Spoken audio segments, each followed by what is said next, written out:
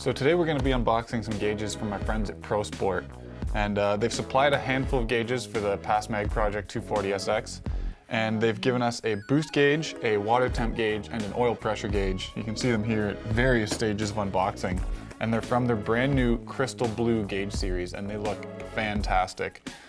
Packaging is really cool. It kind of shows you a little bit of each Prosport gauge series that's available, but let's dive into this new one.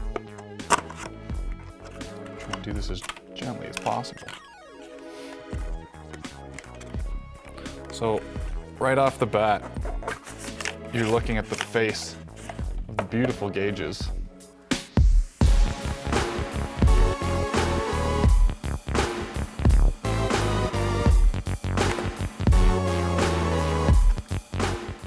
Now these are 52mm gauges, so they are the smaller kind, but that's perfect for most gauge holders that take up vent slots and things like that in old cars.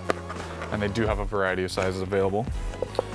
Once you're in the box, you're greeted with Prosport's accessories package, so they do include everything you need to get it hooked up, be it the harnesses, the sensors themselves, and it looks like some mounting hardware as well.